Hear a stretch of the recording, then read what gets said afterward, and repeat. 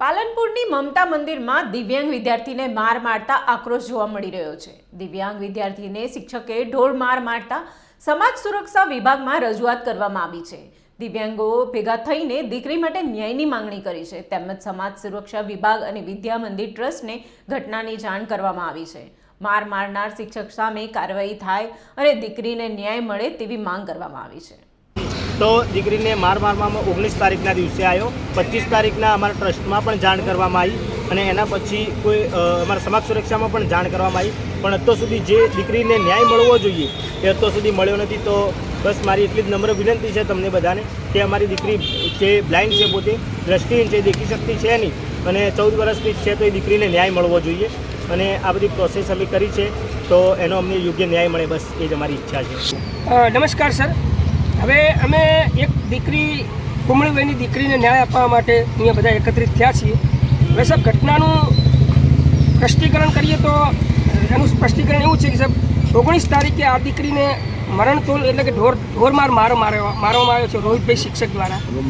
પછી રૂમમાં પૂરીને પાછી રૂમ આખો બંધ કરી દીધો અને છોકરાઓને છોકરીઓને બધાને બહાર કાઢી અને એકલી છોકરીને એવો ઢોરમાર માર્યો છે કે બોલી શકતી નથી અને સીસીટીવી કેમેરા અને જે ફૂટેજ હતું બધું બંધ કરી અને પછી મારવામાં આવ્યો અને 19 તારીખે મારી અને અમને બધાને લગભગ 25 તારીખની આસપાસ ખબર પડી।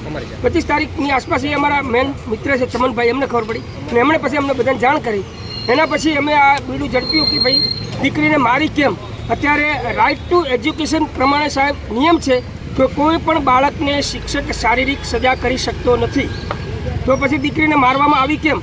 અચ્છા, દીકરીનો કોઈ ગુનો હોય, એનો કોઈ અપરાધ હોય તો એને સમજાવવામાં આવે, બરાબર, વાલીને જાણ કરવામાં આવે, અથવા તો એનો કોઈ ઉકેલ, દરેક સવાલ હોય એનો ઉકેલ હોય જ છે સર, છતાં દીકરીને મરણતોલ મારી છે। એટલે અમે એ દીકરીને પૂરેપૂરો ન્યાય મળે એના માટે આ મીડિયાવાળા સાહેબો પછી તમે રજૂઆત કરી છે, રજૂઆતો કરી છે કે એટલે બધાનો લઈશું। ક્યાં રજૂઆત કરી છે? હવે સાહેબ રજૂઆતમાં સમાજ સુરક્ષામાં કરી છે, પછી અમારા ટ્રસ્ટ ચાલે છે મુંબઈ સત્યવતીબેનનું, એ એમ કે મહેતા વિદ્યા મંદિરનું આખું મારું, બરાબર, એમને પણ જાણ કરી છે, બધું ઈમેલ દ્વારા કરી છે, ખરું ચમનભાઈ? શું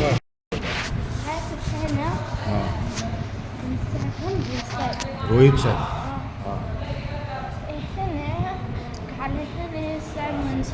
તારી ફરિયાદ આવી હે કે તું નાટક હોસ્ટેલમાં કરે એ બધી મને ખબર હે।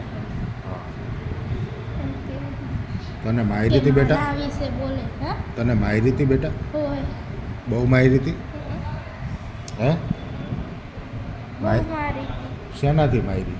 દંડાથી, દંડો પણ ભાગી ગયો તો। હા હા, અને રોહિત સાહેબે મારી બેટા? અને બીજું કે બીજા કયા કયા સાહેબો હાજર હતા ત્યાં બહેનો સાહેબોમાં? તો સાદિક સાહેબ હતા, સાજિદ સાહેબ હતા અને પેલા સાહેબ હતા કયા સાહેબ? મોહસિન સાહેબ। મોહસિન સાહેબ હતા। તારું નામ શું બેટા? મને એમ કે તું હે ને, મારું નામ પ્રિયંકા। હા, પ્રિયંકા। અને મને એમ રોહિત સાહેબ કે તું મારા વિશે હોસ્ટેલમાં શું નાટક કરે એ બધી મને ખબર છે। બરાબર, એમ કરીને તને મારી દંડે ને દંડે? હા, સાદિક સાહેબને બધા ઊભા હતા, એમની સામે મારી તને વાંક વગર? કંઈ વાંધો નહીં બેટા, આપણે જાણ કરીશું। ખરેખર એ ન સારું કહેવાય, ખરેખર આ બધા સાહેબોએ સાહેબ શું કે મારા રૂમમાં તાર પગ નહીં મેલવાનો, તારા એના રૂમમાં, એમના રૂમમાં તારે પગ નહીં મૂકવાનો, એવું કીધું? આવે તોય પીરિયડ આવે તોય તારે જવાનું નહીં ભણવા માટે, એમ કીધું। હા હા, કંઈ વાંધો નહીં બેટા, આપણે બધું, પ્રિયંકા ચિંતા ન કરીશ, આપણે બધું કહેશું।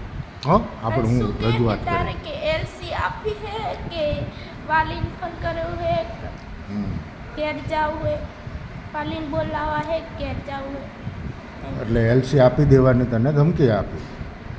હા, એમ કીધું। હા હા, મેં કીધું ના, મેં નહીં આપી। તું કયા ધોરણમાં ભણેશ બેટા? 5મા।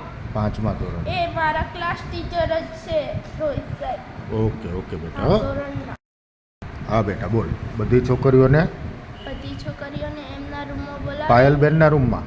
ના, રોહિત સાહેબના રૂમમાં ઉપર હા. ક્લાસ છે. એમાં કોઈ બહેનો હાજર હોય છે? ના, બહેનો તો પછી આવ્યા હતા. અચ્છા, કયા કયા બહેનો આવ્યા હતા? પ્રિયંકાબેન આવ્યા હતા, હા, ઉર્મિલાબેન આવ્યા હતા, ઉર્મિલાબેન, પાયલબેન પ્રિયંકાબેન, આવ્યા હતા. પાયલબેન. હા, બધા બહેનો ત્યાં જ હતા પણ બહારની સાઈડ હતા, બારણે હતા લોબીનું. બરાબર. હમ. અચ્છા, એ બધા અને અને તમને બધી છોકરીઓને બોલાવી હા. અને દરવાજો આડો કરી અને કે કેમેરા બંધ કરી દીધા હવે કે હવે શરૂ અચ્છા, કરો. બધી છોકરીઓને અંદર બોલાવી, કેમેરા બંધ કરી દીધા, સીસીટીવી. હમ. અને પછી બધાને શું કર્યું? પછી દરવાજો વાંકી અને હે ને હા. મને બોલ્યા અને મને મારી. ઓહો બેટા, એવું કર્યું.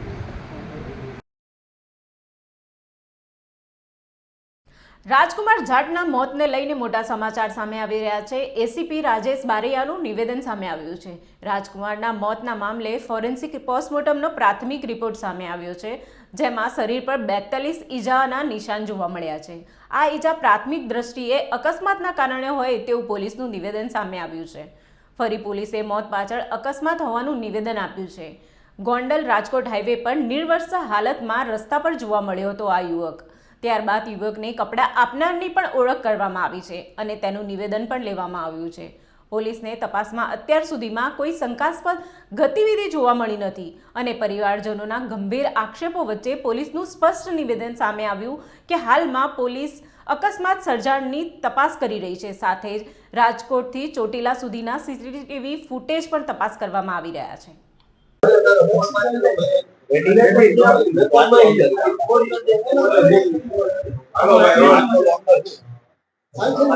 રાજકુમાર જાટની હત્યા મામલે હાલ અત્યાર સુધીનું શું લેટેસ્ટ અપડેટ આવે? કુવાડા પોલીસ સ્ટેશન ખાતે જે ફરિયાદ નોંધવામાં આવેલી છે એ અનુસંધાને જે દિવસે પીએમ કરેલું હતું જે દિવસે ફોરેન્સિક પીએમ પણ કરવામાં આવેલું હતું. ત્યારબાદ કુવાડા પોલીસ સ્ટેશનમાં અમે તપાસ ચાલુ કરેલી છે. તપાસ દરમિયાન સાપરથી માંડીને છેક રામધામ આશ્રમ સુધી સીસીટીવી અમે ઘણા ચેક કરવામાં આવેલા. એ દરમિયાન સાપરથી રાજકોટ વચ્ચે ખોડિયાર હોટલ છે તેના સીસીટીવી ચેક કરતા મરણ જનાર છે એ વગર કપડા વગર ચાલતો દેખાઈ આવે છે અને આગળ આવતા રસુલ ચોકની આજુબાજુ આવતા એને જે વ્યક્તિએ કપડા આપેલા કપડા પહેરાવેલા એ લોકોની પણ ઓળખ થઈ છે, તે લોકોનું પણ નિવેદન નોંધવામાં આવેલું છે. ત્યારબાદ જે 108 હતી, જે 108ના કર્મચારી મરણ જનારને જીવતી હાલતમાં પોતાની 108માં લઈને રાજકોટ સિવિલ હોસ્પિટલ પહોંચાડેલા એને પણ ઓળખ કરી અને એમનું પણ નિવેદન લેવામાં આવ્યું છે અને એમને જગ્યા પણ વેરીફાઈ કરેલી છે. ત્યારબાદ મરણ જનાર જે છે રામધામ આશ્રમમાંથી બહાર નીકળેલો, ત્યારે રામધામ આશ્રમમાંથી ચપ્પલ પહેરીને નીકળેલો અને ત્યારબાદ જે બનાવ બનેલો ત્યાં જગ્યાએથી ચપ્પલ પણ રિકવર કરવામાં આવેલા છે. અને હાલ જે ફોરેન્સિક પીએમ કરવામાં આવેલું છે, ફોરેન્સિક પીએમની નોટ પ્રાથમિક કારણ આવેલું છે, જેમાં એની શરીર ઉપર નાની મોટી 42 જેવી ઈજાઓ ફોરેન્સિક પીએમમાં મળેલ છે અને એનું મોત ઈજાઓના કારણે મોત થયેલાનું હાલ ફોરેન્સિક પીએમમાં આવેલ છે. અને હાલ અત્યારે પોલીસ સ્ટેશનથી દરેક બનાવવાળા સ્થળેથી કુવાડવા તેમજ એરપોર્ટ વાળા રોડ તેમજ આ બાજુ ગ્રીનલેન્ડ ચોક સુધી તમામ સીસીટીવી ચેક કરી રહ્યા છે કે જેમાં કયા વાહનથી અકસ્માત થયું છે તે બાબતની તપાસ ખૂબ તેજમાં ચાલુ છે અને હાલ એ બાબતની તપાસમાં અમે ગંભીરતાથી લઈ રહ્યા છીએ. જે ઈજાના નિશાન મળ્યા છે તે અકસ્માતથી છે કે પછી માર મારીને ઈજાના નિશાન? એ ડોક્ટરશ્રી તો એને જે ઈજા છે એ જ બતાવે છે, પણ હાલ મારું તારણ એવું છે કે આ જે ઈજાઓ છે અકસ્માતથી થઈ હોવાનું જણાય. જે તેના જમણા પગમાં ડાબા પગમાં બે ગંભીર જે ચાકા પડી ગઈ એ પ્રકારની ઈજાઓ સામે આવી છે રિપોર્ટમાં. એ ઈજા શેની થઈ? અકસ્માતના કારણે ઈજા હોય? હવે એ અકસ્માતના કારણે પણ હોઈ શકે. ડોક્ટરશ્રીને તો એમને જે હોય કે ઈજા છે એ ના જણાવી શકે કે કોઈ માર મારેલી છે કે અકસ્માતથી.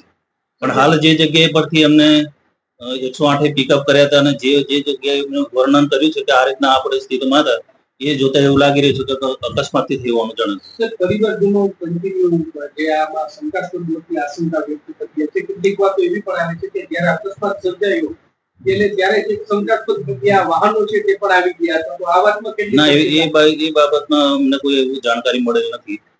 બની શકે કોઈ અકસ્માત થયો જોવા માટે કોઈ ઉભા હોય ને પછી નીકળી ગયા એવું બની શકે, પણ એવી તપાસમાં હમણાં હાલ કોઈ અમારી પાસે માહિતી નથી. સિવિલ હોસ્પિટલે જ્યારે લાવ્યા ત્યારે તો ત્યાં વાહનો પાછળ આવ્યા હતા. ત્યાંના સીસીટીવી ની કબજે કરવામાં આવ્યા ના, એ હાલ અત્યારે અમે જે રોડના ને એના એ બધા છે, જો અમારી પાસે એ વાત આગળ આવશે તો અમે એ બાબતના પણ સીસીટીવી ચેક કરવામાં આવશે. 4 તારીખે બોડી મળી, 9 તારીખે પરિવારને જાણ થઈ. આ વચ્ચેનો જે 5-6 દિવસનો ગાળો છે એ સમય આટલો શું કામ નીકળી ગયો? અમારી પાસે જ્યારે આ રીતના જે મળેલા ત્યારબાદ મરણ ગયેલ ત્યારે અનનોન હતા, એની ઓળખ થઈ નથી. એટલે એની ઓળખ માટે અમે પ્રયત્નો કરી રહ્યા હતા કે આની ઓળખ ક્યાંથી થાય. એટલે ઓળખ દરમિયાન જાણવા મળેલું કે ગોંડલમાંથી એક યુવક ગુમ છે, જેથી એ બાબતની ખાતરી તપાસ કરવા માટે ગોંડલ પોલીસનો સંપર્ક કરેલો અને ગોંડલ પોલીસ એમના સગાવાળાને લઈને આવેલા. ત્યારબાદ એની ઓળખ થઈ. કઈ તારીખે સંપર્ક કર્યો?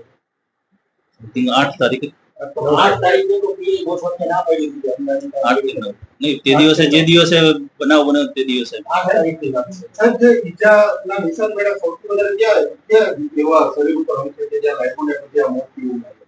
એ ઈજાના નિશાનો છે પેટના એના ભાગે અને પાછળના ભાગે. ત્યાં સૌથી વધારે ઈજા છે. હા.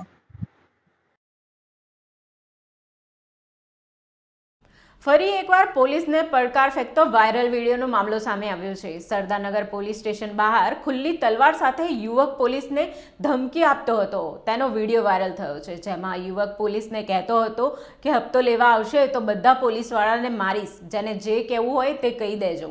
યુવકની આ પોલીસને ખુલ્લી ચેલેન્જ આપી રહ્યો હતો. વિડીયોમાં સગીર પણ ખુલ્લા છરા સાથે દેખાઈ રહ્યો છે. આ યુવક વિમલકુમાર ચુનારાની એરપોર્ટ પોલીસે ધરપકડ કરી છે. ગઈકાલે સરદારનગર પોલીસ સ્ટેશન આગળ એક ઈસમ તલવાર લઈને આવેલો હતો, જે બદલ કંટ્રોલ રૂમની વર્ધી આધારે એરપોર્ટ પોલીસ સ્ટેશનના ડિસ્ટ્રિક્ટના પીએસઆઈ મકવાણા સાહેબના રૂબરૂ ફરિયાદી બની ગુનો દાખલ કરવામાં આવેલ છે. એ ભાઈનો એ આક્ષેપ હતો કે પોલીસે અમારા એક અરજીના કામે કાયદેસર કાર્યવાહી નથી કરી. એ બાબતે તપાસ ચાલુ છે અને એની વિરુદ્ધ અટક કરી અને આગળ અટકાયતી પગલાં પણ લેવાના ચાલુ છે. મેં કહ્યું એની એક અરજી એની વાઈફે કરેલી છે. એ ઈસમો બાબતે એનો આક્ષેપ હતો કે પોલીસે કંઈ કામ નથી કર્યું એ બાબતે, અને અત્યારે એના વિરુદ્ધમાં 135નો ગુનો દાખલ કરી અને કાયદેસરની અટકાયતના પગલાં લેવામાં આવ્યા છે. અને જો આગળ અટકાયતી પગલાં લેવામાં આવશે એ પૂછપરછ ચાલુ છે અને આગળ તપાસ બતાવવામાં આવશે. એના વિરુદ્ધમાં અગાઉ અટકાયત પગલાં લેવામાં આવેલ છે.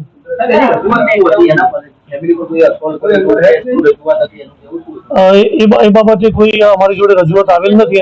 એની ફેમિલી ઉપર જે એસોલ્ટની વાત કરે છે એવી કોઈ વસ્તુ અમારા ધ્યાન પર હજુ સુધી આવેલ નથી, અને જો એવું હશે તો કાયદેસર કાર્યવાહી આરોપી વિરુદ્ધ કરવામાં આવશે. બનાસકાંઠાના જિલ્લા સરહદી વિસ્તારમાં કેનાલ તૂટવાનો સિલસિલો યથાવત છે. વાવ તાલુકાના મીઠાવી ચારણ ગામની સીમામાંથી પસાર થતી કેનાલમાં ગાબડું પડ્યું છે. કેનાલમાં ગાબડું પડતા ખેતરમાં તૈયાર થયેલ ઈસબગુલ, એરંડા અને જીરાના પાકમાં પાણી ફરી વળ્યું હતું. ખેતરમાં કેનાલનું પાણી ફરી વળતા તૈયાર થયેલ પાકમાં નુકસાન થતાં ખેડૂતોને મોટું નુકસાન પહોંચ્યું છે. વારંવાર સરહદી વિસ્તારમાં કેનાલોમાં પડી રહેલ ગાબડાઓથી ખેડૂતોને મોટું નુકસાન થાય છે. હલકી ગુણવત્તાવાળું કામકાજ થતાં કેનાલમાં વારંવાર ગાબડા પડી રહ્યા છે. ત્યારે સરકાર તાત્કાલિક ધોરણે નુકસાનગ્રસ્ત ખેડૂતને વળતર આપે તેવી માંગ કરવામાં આવી છે.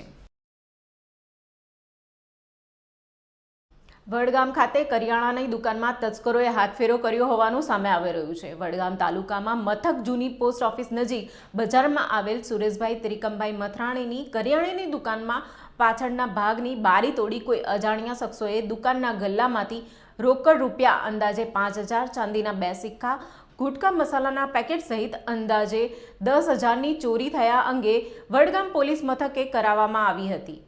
દુકાન માલિક સુરેશભાઈ મથરાણીએ મીડિયા સામે વાત કરતા ઉપરોક્ત જાણકારી આપી હતી. ગામ વડગામના રહેવાસી છું. મારું નામ સુરેશભાઈ મહેશભાઈ છે.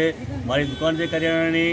મારી દુકાનમાં રાત્રિના સમયે અજાણ્યા તસ્કરો આવી અને દુકાનના પાછળના ભાગમાં બારી તોડી અંદર પ્રવેશ કરી રોકડ રકમ 5-7 હજાર રૂપિયા તેમજ કરિયાણાનો સામાન અને 2 ચાંદીના સિક્કાની ચોરી કરેલ છે. તો મારી વડગામ પોલીસ સાહેબને સત્વરે વિનંતી છે કે તમે લોકો વડગામના જો ચોક પડતા હોય ત્યાં સીસી કેમેરા લગાવો અને તેમજ અઠવાડિયામાં 2-3 વખત પેટ્રોલિંગ કરો, એવી મારી વિનંતી. ગત 11 તારીખના મોડી સાંજે કોલ્ડ સ્ટોરેજમાંથી એક યુવકને નાની વડોલ ગામના વ્યક્તિઓ દ્વારા ઉપાડી લેવામાં આવ્યો હતો અને ત્યારબાદ નગ્ન કરીને યુવકને મારવામાં આવ્યો હતો.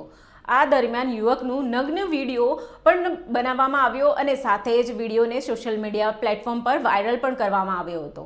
વાયરલ વિડીયો જિલ્લા પોલીસ વડાને ધ્યાનમાં આવતા તપાસના આદેશ આપવામાં આવ્યા હતા અને ભોગ બનનાર યુવકનું નિવેદન પણ લેવામાં આવ્યું હતું. પ્રાથમિક તપાસમાં પ્રેમ પ્રકરણ દરમિયાન આ સમગ્ર કિસ્સો બનવા પામ્યો હોવાનું સામે આવ્યું હતું. યુવકને નાની વડોલ ગામના પરણીતા સાથે પ્રેમ પ્રકરણ હતું. પ્રેમ પ્રકરણની જાણ મહિલાના પતિને થતાં મહિલાના પતિ તેમજ નજીકના વ્યક્તિઓ દ્વારા યુવકને ચડાસણા ગામ નજીક આવેલા કોલ્ડ સ્ટોરેજ પરથી ઉઠાવી લેવામાં આવ્યો હતો અને નગ્ન કરીને માર મારવામાં આવ્યો હતો. જોકે આ સમગ્ર મામલે ઈડર પોલીસ દ્વારા ભોગ બનનારનું નિવેદન લઈ ફરિયાદ નોંધાવી કાર્યવાહી હાથ ધરી છે. સાથે જ અલગ અલગ 3 ટીમો બનાવી આરોપીને પણ ઝડપી લેવામાં આવ્યા હતા. પોલીસે એટ્રોસિટી એક્ટ, અપહરણ સહિત મારામારીની ફરિયાદ નોંધી કાર્યવાહી હાથ ધરી છે. તારીખ 11/3ના રોજ રાત્રિના સમયે જે આ વિડીયોમાં જે ભોગ બનનાર દેખાય છે એ સેંધાભાઈ ચેનવા, જેઓ ચડાસણ ગામના વતની છે, તેમને રાત્રિના સમયે કેટલાક લોકો આવી અને કોલ્ડ સ્ટોરેજમાંથી ઉપાડી જાય છે અને તેમની જે સેંધાભાઈનો જે પ્રેમ સંબંધ આ ગામની એક પરિણીતા સાથે હોવાનું પ્રાથમિક તપાસમાં જણાઈ આવે છે, જેના કારણે તેના પતિ અને એના સગાવાલા એને નગ્ન કરી અને ગામમાં ફેરવે છે અને તેનું માફીનામું લગાવે છે. આ બાબતે વિડીયો સવારે સોશિયલ મીડિયામાં અને મીડિયામાં પ્રસારિત થતાં તેની તપાસ સવારથી કરવામાં આવી. ભોગ બનનારને શોધી અને તેમના નિવેદનના આધારે એટ્રોસિટી એક્ટ, અપહરણ અને મારામારીનો ગુનો અમે દાખલ કરી રહ્યા છીએ. આરોપી પકડવા માટે 3 ટીમો બનાવવામાં આવી છે અને આગળની કાર્યવાહી ચાલુમાં છે. પાલનપુર ડીસા હાઈવે ઉપર ચંડેસર નજીકની ટ્રકમાં લઈ જવાતો લાખો રૂપિયાનો વિદેશી દારૂ એલસીબીએ ઝડપી પાડ્યો છે. એલસીબી પોલીસે ટ્રકમાં પાવડર થેલીઓમાં આડમાં લઈ જવાતા વિદેશી દારૂની 689 પેટી, જેમાં 12,876 બોટલ હતી, તે ઝડપી પાડી છે.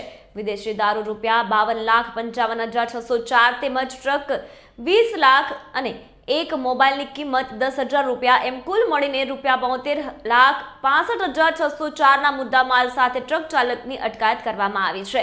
ટ્રક ચાલક સંગારામ મોડારામ જાટ સામે ગઢ પોલીસ મથકે કાર્યવાહી હાથ ધરાઈ છે. બનાસકાંઠાના થરાદની પઠામડા હાઈસ્કૂલના શિક્ષક ભરત પરમારના ગુમ થયાનો મામલો થોડા દિવસ પહેલા સામે આવ્યો હતો. ત્યારે હવે શિક્ષક ભરત પરમારનો થરાદની ચુડમેર પુલ પાસેની નર્મદા કેનાલમાંથી મૃતદેહ મળી આવ્યો છે. શિક્ષક ભરત પરમાર 2 થી 3 દિવસ પહેલા વહેલી સવારે ઘરેથી કહ્યા વિના નીકળી જતા હડકંપ મચી ગયો હતો.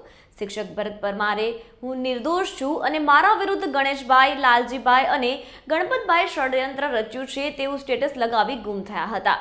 થરાદના ડમી વિદ્યાર્થી કાંડમાં રિસિપ્ટ પર પઠામડા શાળાના આચાર્યનો સિક્કો હોવાથી શિક્ષક વિભાગ અને શિક્ષણ ભરત પરમારને દોષિત ઠેરાવતા શિક્ષકે મોતને ભાલું કર્યાની ચર્ચાઓ સામે આવી છે.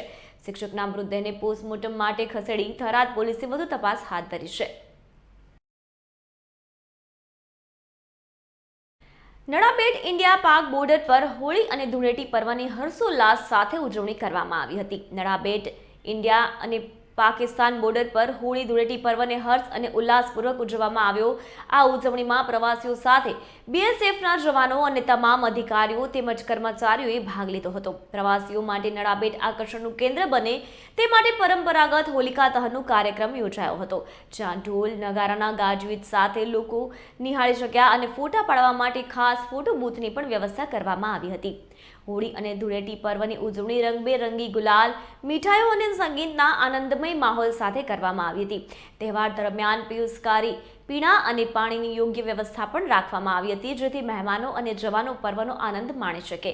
આ ભવ્ય ઉજવણી પ્રવાસીઓ માટે એક યાદગાર પળ બની અને નડાબેટ બોર્ડર પરની આ પરંપરાગત ઉજવણીથી લોકોમાં આનંદ અને ઉત્સાહનો માહોલ જોવા મળ્યો હતો.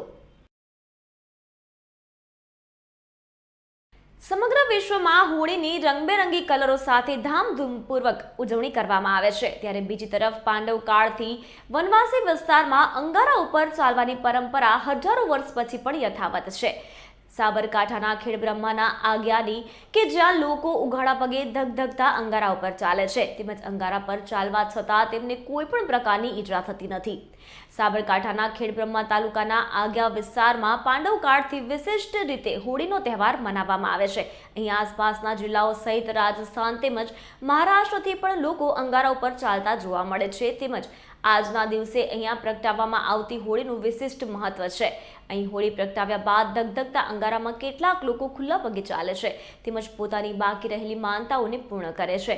જોકે સામાન્ય રીતે અંગારાથી ગમે તેવું શરીર દાઝતું હોય છે, ત્યારે અહીં અંગારા ઉપર ચાલવા છતાં કોઈ પણ પ્રકારની ઈજા થતી નથી, જેને જોવા હજારો લોકો હોળીના દિવસે ખેડબ્રહ્મા વિસ્તારના મહેમાનો બનતા હોય છે. તેમજ લોકો ભારે કુતૂહલતાથી સમગ્ર હોળીના તહેવારને માણે છે.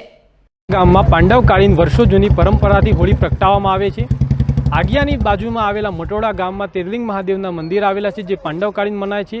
માખણીયો પર્વત, જેનો મહાભારતમાં ઉલ્લેખ છે, તે માણિકનાથ પર્વત પણ અહીંયા ગામના નજીક છે. મહાકાળીના સાનિધ્યના સામે હોળીના ચોકમાં હોળી પ્રગટાવવામાં આવે છે. તેના ઉપર એક વાસ સળગાવી અને મહાકાળી મંદિરના અંદર પહેલાંના સમયે કુંડ હતું, તે કુંડના અંદર એ વાસ ડૂબાડવામાં આવતો હતો. તે વાસ ડૂબાડવાની સાથે મહાકાળીના કૃપાથી હોળીના પરિસરમાં શીતળતા ફેલાતી હતી. તે પ્રથાના મુજબ આજે પણ આ પરિસ્થિતિ ચાલી આવે છે અને આગિયા ગામમાં ધામધૂમથી હોળી પ્રગટાવવામાં આવે છે. અને ધગધગતા અંગારા ઉપર લોકો ચાલે છે, તેમને વિશ્વાસ અને શ્રદ્ધાથી ચાલે છે, દોડે છે, પણ કોઈપણ પ્રકારના કોઈ વ્યક્તિની કોઈપણ પ્રકારની ઈજા જોવા મળતી નથી. આ શ્રદ્ધાનો અને પુરાવો મહાકાળી માતાજીની કૃપાથી આગિયા ગામમાં જોવા મળે છે. અમદાવાદમાં અસામાજિક તત્વો પર દાદાએ લાલ આંખ કરી છે, જેના પરિણામે અસામાજિક તત્વોના ઘર ઉપર દાદાનું બુલડોઝર ફરી વળ્યું છે, જેમાં વસ્ત્રાલમાં આતંક મચાવનાર અસામાજિક તત્વો વિરુદ્ધ કાર્યવાહી કરવામાં આવી છે. ખુલ્લેઆમ હાથમાં હથિયાર લઈને આતંક મચાવનાર વિરુદ્ધ કાર્યવાહી કરાઈ છે. અમદાવાદ મ્યુનિસિપલ કોર્પોરેશન અને પોલીસની સંયુક્ત કામગીરી હાથ ધરાઈ છે. અસામાજિક તત્વોમાં દાખલો બેસાડવા ફરી એકવાર દાદાનું બુલડોઝર અસામાજિક તત્વોના ઘર પર ફરી વળ્યું છે. પોલીસ કમિશનર GS મલિકે ડિમોલેશન કામગીરીનું નિરીક્ષણ કરવા ખુદ પહોંચ્યા હતા.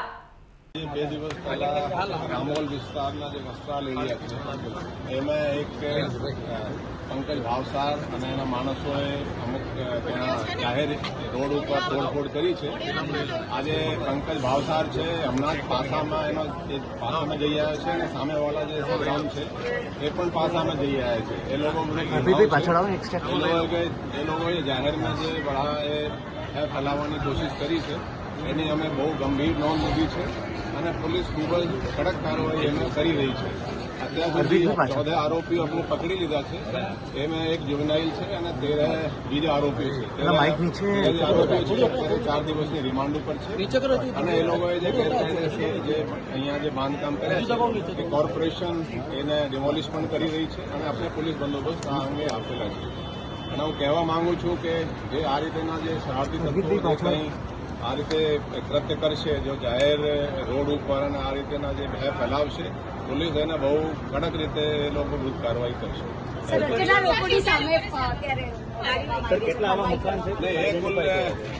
પૈકી 7 જે આરોપીઓ છે એના પ્રોપર્ટી કોર્પોરેશન તરફથી આઈડેન્ટિફાઈ થઈ છે જે બાંધકામ ગેરકાયદેસર છે. એ લોકો વિરુદ્ધ 7 જે છે એ લોકો વિરુદ્ધ કોર્પોરેશન તરફથી કાર્યવાહી આ તોડની કારણ જે ગેરકાયદેસર બાંધકામ કરવામાં આવી રહી છે. એ તો એ જે છે બધા જે આપણે આરોપીઓ પકડ્યા છે એ બધા CCTV અને પુરાવા આધારે પકડ્યા છે અને ભવિષ્યમાં પણ કોઈ એવા કૃત્ય કરશે તો પોલીસ ખૂબ જ કડક કાર્યવાહી. સાબરકાંઠા જિલ્લામાં ઠેર ઠેર હોળી પ્રગટાવી ઉજવણી કરવામાં આવી હતી, જેમાં મોટી સંખ્યામાં ભક્તોએ હોળીના દર્શન કર્યા હતા. વિવિધ માન્યતાઓ સાથે લોકોએ હોળીની પ્રદક્ષિણા પણ કરી હતી. નાનાથી મોટા તમામ વયના લોકોએ હોળી અને ધૂળેટીના મહાપર્વની હર્ષોલ્લાસ સાથે ઉજવણી કરી હતી.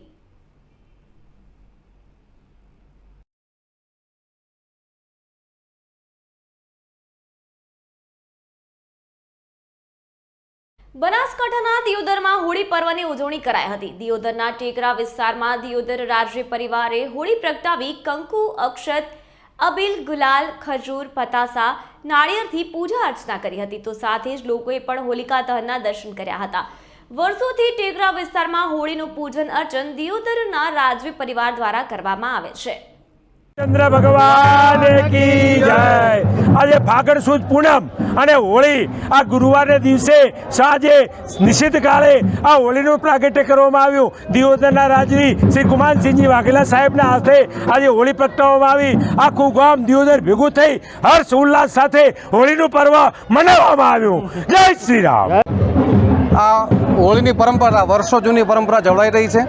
એમાં મારા દિયોદરના રાજવી આ હોળી પ્રસંગે હોળી પ્રગટાવવા માટે પધારે છે અને આજે પણ અમારા એડવોકેટ શ્રી બાબુબના સાહેબ આ પ્રસંગે હોળીને પ્રગટાવી છે અને હોળી અને ધૂળેટીની હું દિયોદરની તમામ જનતાને ભારત વિકાસ પરિષદ વતી ખૂબ શુભેચ્છા પાઠવું છું અને દિયોદરની તમામ જનતાને સુખી સમૃદ્ધ અને સાહેબી આપે એવી આ પ્રસંગે હું હોળી માતા પાસે પ્રાર્થના કરું છું।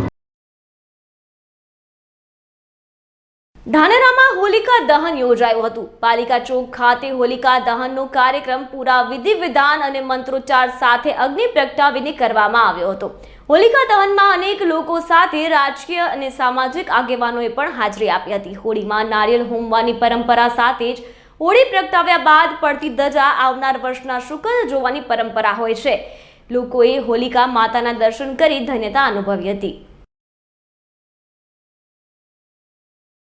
વડગામના બાવલચુડી ગામે પરંપરાગત કરવઠાના ભાગરૂપે રાવણ નિહાળવામાં આવે છે। વડગામ તાલુકાના બાવલચુડી ગામે પરંપરાગત ઠાકોરવાસમાંથી ગોગા મહારાજના મંદિરેથી કરવઠાના ભાગરૂપે ધૂળેટીના દિવસે સાંજના 6 વાગ્યાના આસપાસ રાવણ નિહાળવામાં આવે છે, જેમાં રામ, લક્ષ્મણ, સીતા, ભૈરવ, રાવણ જેવા પાત્રો લઈ મિની ડ્રામા સુંદર બોધરૂપ રજૂ કરવામાં આવે છે। છાપી, ટીંબાચુડી, એદ્રાણા, વરસડા, મગરવાડા, વેસાજેને સેંકડો લોકો નિહાળીને આસુરી શક્તિ ઉપર દેવી શક્તિના વિજય સ્વરૂપ પ્રતીકને નિહાળી ધન્યતા અનુભવે છે। અશોક નાઈ, અસ્મિતા ભારત, વડગામ। બાવલચુડી તાલુકો વડગામ જિલ્લો બનાસકાંઠા। અમારા ઠાકોર સમાજની અંદર ગોગા મહારાજનું મોટું મંદિર છે, તેની અંદર રાવણની કળા પ્રથા આજુ પરંપરા ચાલુ છે। તો આ અમારા ગામની અંદર લોકો એકત્ર થઈ અને ધામધૂમથી કે આ પ્રસંગને ઉજવે છે। આ ગામમાં જોવા માટે એદરાણા, છાપી, નરાસર, ટીંબાચુડી, બાવલચુડી, મગરાણા ગામના લોકો પણ જોવા માટે આવે છે અને આખું ગામ મળી આ રાવણની પ્રથાની માતાજીને પ્રસંગ કરીએ છીએ। બાવલચુડી તાલુકો વડગામ જિલ્લો બનાસકાંઠા। બાવલચુડી ગામની અંદર વર્ષો પરંપરાથી ગોગા મહારાજના મંદિરથી ઠાકોર મલ્લામાંથી રાવણ સ્વદના 6 વાગે નીકળે છે અને આખું ગામ જોવા માટે ત્યાં આવે છે અને વર્ષોથી નીકળે છે અને રાત્રે માતાજી ગંગા માતાજીનો ગોત્રીજો નીકળે છે અને ત્યાં ગામની અસંખ્ય સંખ્યા જોવા માટે પણ આવે છે અને ગોત્રીજો આખા ગામમાં વરઘોડા સાથે નીકળે છે અને રાત્રે વરઘોડો નીકળ્યા પછી ગોળ અને ખજૂરનો પ્રસાદ આપવામાં આવે છે। પંચમહાલ જિલ્લામાં આવેલ સુપ્રસિદ્ધ યાત્રાધામ તેમજ શક્તિપીઠ પાવાગઢના ડુંગર પર બિરાજમાન જગતજનની શ્રી મહાકાળી માતાના મંદિર પરિસરમાં ગુરુવારે સાંજે 6:15 કલાકે શાસ્ત્રોક્ત વિધિવત રીતે હોળી પ્રગટાવવામાં આવી હતી। ત્યારબાદ 50 કિલોમીટરની ત્રિજ્યામાં આવતા ગામમાં હોળીને પણ પ્રગટાવવામાં આવી હતી અને ભક્તો દ્વારા હોળીમાં નાળિયેર, ધૂપ તેમજ કપૂરની ગોટીઓ પધરાવવામાં આવી હતી। ગાયના છાણમાંથી બનાવેલ ઓરૈયા અને હાડાનો હાર બનાવી હોળીમાં પધરાવવામાં આવ્યો હતો। લોકોએ હોળીની પૂજા અર્ચના, પ્રાર્થના કરી ધન્યતા અનુભવી હતી, જ્યારે આ પ્રસંગે મંદિરના ટ્રસ્ટીઓ અને ભક્તો મોટી સંખ્યામાં હાજર રહ્યા હતા। વિજયસિંહ સોલંકી, અસ્મિતા ભારત, પંચમહાલ। સુઈગામ બીએસએફ કેમ્પ ખાતે 11મા ત્રિદિવસીય બૂટ કેમ્પનું આયોજન કરવામાં આવ્યું હતું। સરહદ મુખ્યાલય ગુજરાત અને ક્ષેત્રીય મુખ્યાલય નગરના નિર્દેશો અંતર્ગત સીમા સુરક્ષા બળ દાંતીવાડા દ્વારા બીએસએફ કેમ્પસ સુઈગામ ખાતે વાઇબ્રન્ટ પ્રોગ્રામ અંતર્ગત 3 દિવસનો એડવેન્ચર બૂટ કેમ્પનો શુભારંભ કરવામાં આવ્યો હતો। બીએસએફના ડેપ્યુટી કમાન્ડર ફિલ્પેસ જેકબ દ્વારા બૂટ કેમ્પનું આયોજન કરવામાં આવ્યું હતું। સુઈગામ ખાતે યોજાઈ રહેલા 11મા બૂટ કેમ્પ કાર્યક્રમ દરમિયાન ડીએનપી આર્ટ્સ એન્ડ કોમર્સ કોલેજના ડીસાના વિદ્યાર્થીઓ આજે તારીખ 15મી માર્ચથી 17 માર્ચ 2025 સુધી તેમની સરહદ સુરક્ષા બળ દ્વારા બંદોબસ્તની વ્યવસ્થા સાથે સાથે શારીરિક તાલીમ, ઓબસ્ટકલ કોર્સ, મેપ અભ્યાસ, રૂટ માર્ચ, સીમા દર્શન, અન્ય સાહસિક પ્રવૃત્તિઓ અને કલાત્મક પ્રવાસ સાથે પક્ષી સુરક્ષિત ક્ષેત્રનો પ્રવાસ, સ્થાનિક દર્શનીય સ્થળનો અનુભવ કરવો જેવા એડવેન્ચર બૂટ કેમ્પમાં પ્રતિભાશાળી વ્યક્તિઓને સાંસ્કૃતિક કાર્ય જેવી અન્ય પ્રવૃત્તિઓના માધ્યમો દ્વારા વ્યાપક અનુભવ પ્રદાન કરવામાં આવશે, જે તેમની કલાત્મક કુશળતાને પ્રદર્શિત કરશે અને વધુ સામાજિક એકજૂટતા વિકસાવવા માટે એક મંત્ર પ્રદાન કરશે, જેમાં આજના બુટ કેમ્પમાં સુઈગામ ખાતે એનસીસીના વિદ્યાર્થીઓને બીએસએફના જાબાઝ જવાનો વિશે ઉલ્લેખ કરીને વિદ્યાર્થીઓને ઉત્સાહિત કરાયા હતા. કેમ્પસમાં બીએસએફના અધિકારી સહિત જવાનો મોટી સંખ્યામાં ઉપસ્થિત રહ્યા હતા.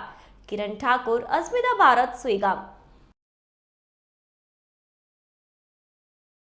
ગુજરાતમાં અવારનવાર નશાકારક પદાર્થો ઝડપાતા હોય છે, ત્યારે વડોદરામાં નશાકારક કફ સિરપ વેચવાનું કૌભાંડ ફરી એકવાર ઝડપાયું છે. બાતમીના આધારે એસઓજીએ કાર્યવાહી હાથ ધરી છે. દવાની આડમાં નશાકારક કફ સિરપનું વેચાણ થતું હોવાનું સામે આવ્યું છે. પોલીસે રતિલાલ પાર્કમાં રેડ કરી હતી, જેમાં 2570 નંગ સિરપ કબજે કરવામાં આવી છે. પોલીસે ફૂડ અને ડ્રગ્સ વિભાગ અને એફએસએલની મદદ લીધી છે. પોલીસે સિરપ સહિત કુલ 7 લાખથી વધુનો મુદ્દામાલ જપ્ત કર્યો છે.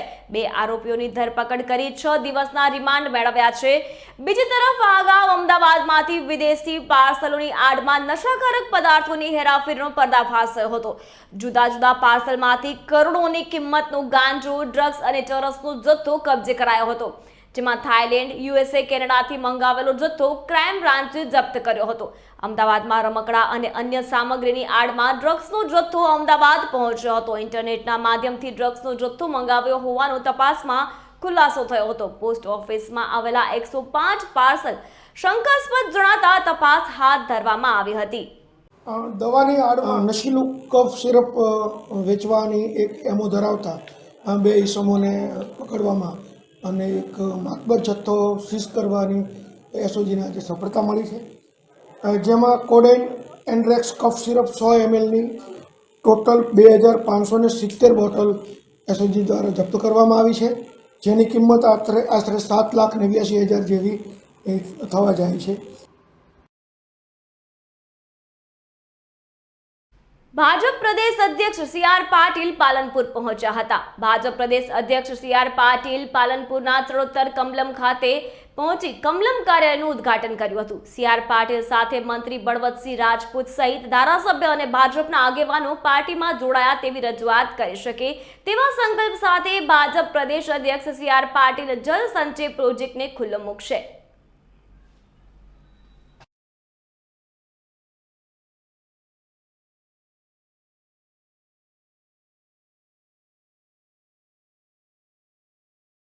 યાત્રાધામ અંબાજી ખાતે હોળી ધૂળેટી પર્વ નિમિત્તે ભક્તોની ભારે ભીડ જોવા મળી હતી. સવારથી જ મોટી સંખ્યામાં શ્રદ્ધાળુઓ માં અંબાના દર્શને આવ્યા હતા. અંબાજી મંદિરને રંગબેરંગી ફૂલોથી શણગારવામાં આવ્યું હતું. મંદિરના ચાચર ચોકમાં યાત્રિકો ધૂળેટી રમતા જોવા મળ્યા હતા. દર્શને આવેલા માતાજીના ભક્તોએ એકબીજાને રંગ લગાવ્યો હતો. અંબાજી મંદિરના ચાચર ચોકમાં યાત્રિકોએ ચાનો પ્રસાદ લીધો હતો. દર પૂનમે માતાજીના દર્શને મોટી સંખ્યામાં શ્રદ્ધાળુઓ આવે છે. વિનોદ હીરાગર, અસ્મિતા ભારત, અંબાજી.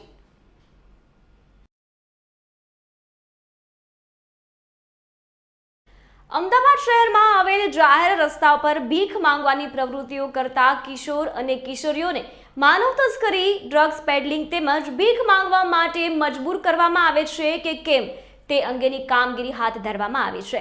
અમદાવાદ શહેરના તમામ પોલીસ સ્ટેશનોમાં કાર્યરત સી ટીમને આ ડ્રાઈવ અંગેની કામગીરી સોંપાઈ છે. શહેર પોલીસની સી ટીમ દ્વારા ડ્રાઈવની કામગીરી દરમિયાન અમદાવાદ શહેરના અલગ અલગ વિસ્તારોમાં પેટ્રોલિંગ કરવામાં આવ્યું હતું અને પેટ્રોલિંગ દરમિયાન અલગ અલગ વિસ્તારોમાંથી કુલ 18 બાળકોને ભિક્ષાવૃત્તિમાંથી રેસ્ક્યુ કરવામાં આવેલ છે.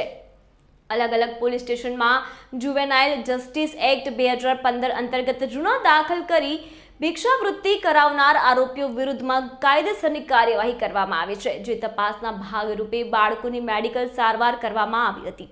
રાજ્ય સરકારના ગૃહ વિભાગ દ્વારા સુનિશ્ચિત કરવાનો પ્રયાસ કરાશે કે આ બાળકોનું પુનર્વસન થાય, તેમજ અમદાવાદ શહેર સી ટીમ આ બાળકોના શિક્ષણ, પોષણ તેમજ આરોગ્ય માટે અમદાવાદ મ્યુનિસિપલ કોર્પોરેશન સાથે સંકલન કરશે, તેમજ અમદાવાદ શહેરમાં બાળ ભિક્ષા માંગવાનું નાબૂદ કરવાનું અને યોગ્ય પુનર્વસન કરવાનું લક્ષ્ય રાખવામાં આવેલ છે.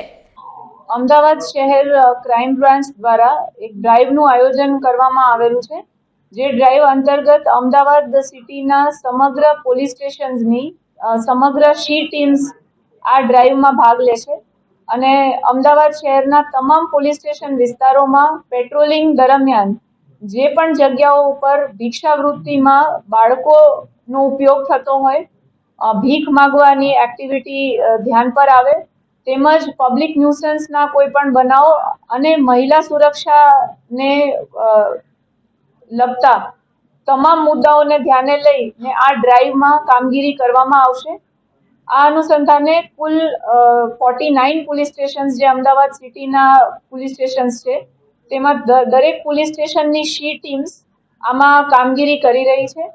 આમાં બાળકોના રેસ્ક્યુ, રિહેબિલિટેશન અને ચાઇલ્ડ વેલફેર કમિટી સમક્ષ રજૂ કરવા માટે જે સંકલન ચાઇલ્ડ વેલફેર કમિટી સાથે કરવામાં આવી રહ્યું છે અને જે કેસમાં બાળકોના માતા પિતા સાથે મળી આવે, એ ખરેખર બાળકના માતા પિતા કે એના રિલેટિવ્સ જ છે કે કોઈ અન્ય વ્યક્તિ છે કે કેમ, આ બાબતનું પૂરા પ્રમાણમાં વેરિફિકેશન કરી અને જુવેનાઇલ જસ્ટિસ એક્ટ અંતર્ગત ગુનો દાખલ કરવામાં આવે છે.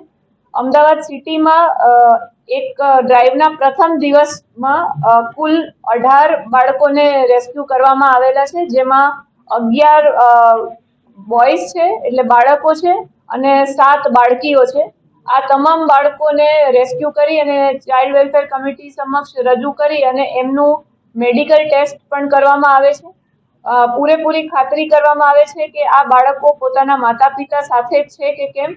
અન્ય કોઈ વ્યક્તિ સાથે અગર બાળકો મળી આવે તો આમાં કોઈ હ્યુમન ટ્રાફિકિંગનું એંગલ પણ અમે તપાસ કરીએ છીએ અને આગળ જ્યાં ગુનાની તપાસ જે તે પોલીસ સ્ટેશનમાં આગળ ચાલવામાં કરીએ છીએ. આ ઉપરાંત અમે જે શિક્ષણ વિભાગ છે એના પણ સંકલનમાં રહી આ બાળકોની યાદી તૈયાર કરી અને સમગ્ર ડોક્યુમેન્ટેશન સાથે આ બાળકોને સ્કૂલમાં છે કે કેમ એ પ્રમાણેનું પણ વેરિફિકેશન કરીએ છીએ અને જો એનો અભ્યાસ વચ્ચેથી અટકી ગયો હોય કે કન્ટિન્યુ ન કરી શકતા હોય એવા તમામ બાળકોને અમે શિક્ષણ વિભાગના સંકલનમાં રહી અને એમના રિહેબિલિટેશન અને એજ્યુકેશન માટેની પણ કાર્યવાહી ચાલુમાં છે. શરીફ ખાચી, અસ્મિતા ભારત, અમદાવાદ. બનાસકાંઠાના ડીસા વોર્ડ નંબર 3ના ખેડૂતોએ પાલિકા કચેરી ખાતે ભારે વિરોધ નોંધાવ્યો છે. ડીસા નગરપાલિકા દ્વારા ટીપી સ્કીમ અમલમાં મૂકવાની તૈયારી કરાતા ખેડૂતોએ વિરોધ નોંધાવ્યો હતો. સાથે જ ધારાસભ્ય સહિત પાલિકા પ્રમુખ વિરુદ્ધ નારા લગાવી વિરોધ દર્શાવવામાં આવ્યો હતો. નગરપાલિકા દ્વારા ટીપી સ્કીમ લાગુ કરાશે તો ખેડૂતો દ્વારા ઉગ્ર આંદોલન કરવાની ચીમકી પણ ઉચ્ચારવામાં આવી છે. ડીસા દક્ષિણ પોલીસ દ્વારા ચુસ્ત બંદોબસ્ત ગોઠવી દેવામાં આવ્યો છે.